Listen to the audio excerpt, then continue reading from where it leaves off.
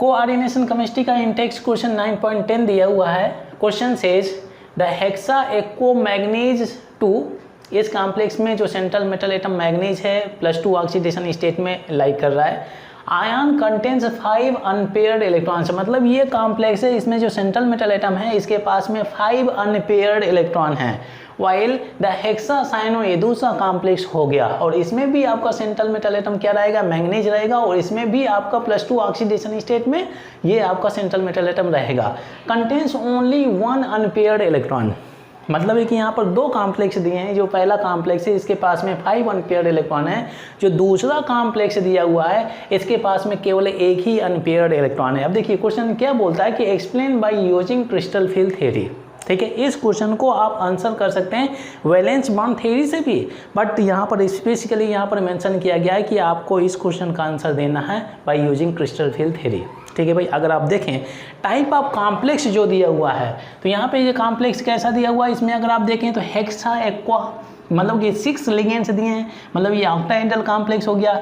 Hexacyano यहाँ पर भी आपका 6 लिगेंड्स हो गया, तो मतलब ये भी आपका ऑक्टाहेड्रल कॉम्प्लेक्स हो गया। और आप लोगों ने क्रिस्टल फील्ड थ्योरी में सीखा होगा crystal field splitting energy in octahedral complexes. ठीक है, तो वही कॉन्सेप्ट आपको यूज करना है। तो चलिए सबसे पहले मैं कॉम्प्लेक्स लिख देता हूँ। अगर मैं इस कॉम्प्लेक्स के बारे में बात करूँ तो हेक्सा का मतलब क्या हो गया 6 और ये एक्वा का मतलब क्या हो गया वाटर हो गया भाई। तो चलिए मैंने वाटर और H2 ये पावर 6 कर लिया। ठीक है, मैंगनीज दिया है तो मैंने Mn यहाँ पे कर दिया और इसका ओवरऑल चार्ज कितना दिया है +2 दिया हुआ है, हो गया ये कॉम्प्लेक्स। अगर मैं दूसरे कॉम्प्लेक्स के बारे में बात करूं तो हेक्सासाइनो दिया तो मतलब साइनाइड आयन दिया और ये 6 कर दिया। ठीक है, ये Mn लगा दिया।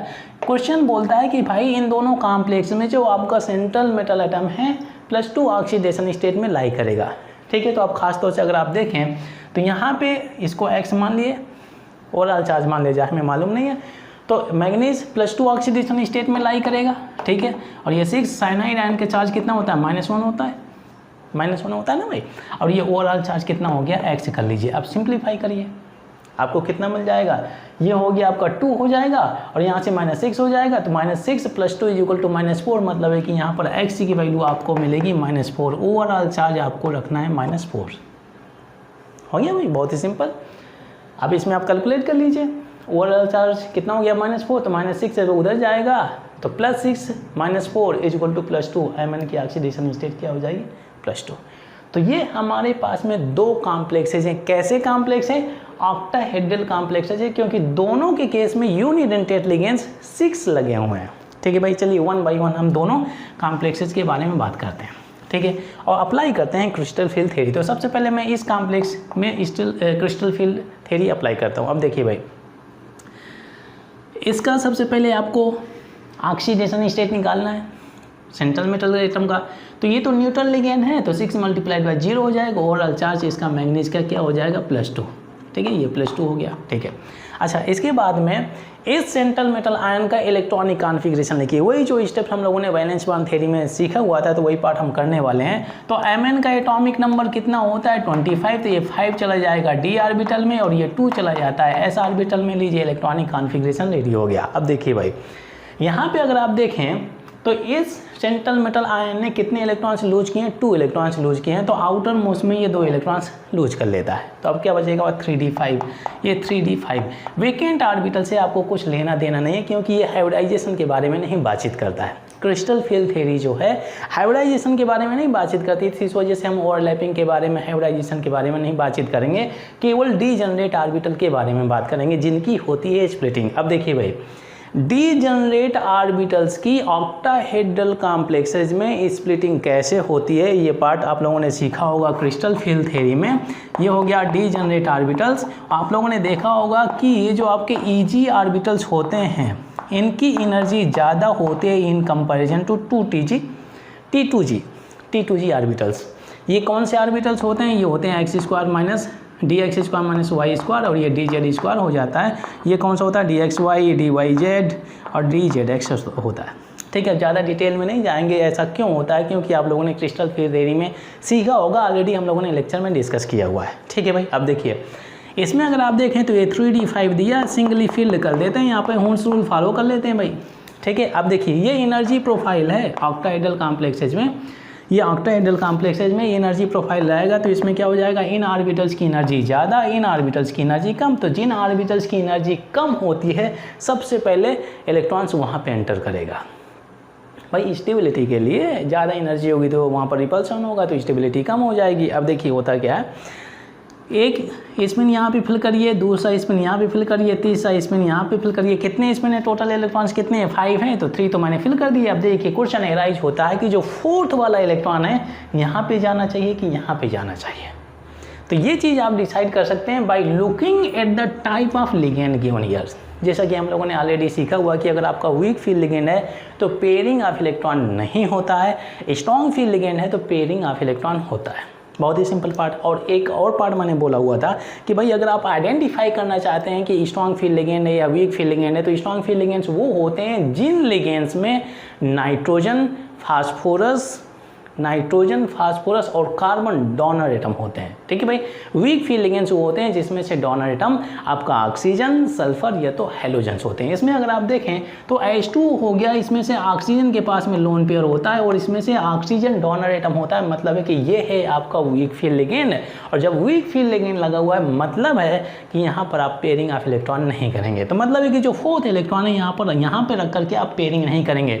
ये फोर्थ स्पिन यहाँ चला गया, 5 यहाँ पे चला गया, 5 है, अगर 6 होता तो फिर से यहाँ से आप शुरू कर देते हैं। ठीक है, ये पार्ट हो गया। अब देखिए भाई हम आगे की डिटेल नहीं डिस्कस करेंगे। ये बेरी सेंटर होता है, ये डेल्टा नॉट होता है, इसकी वैल्यू क्या होता है 3/5 होता है, प्लस ये -2/5 होता है। ये कांस्टेंट वैल्यू रहती है, एक जो गैप होता है।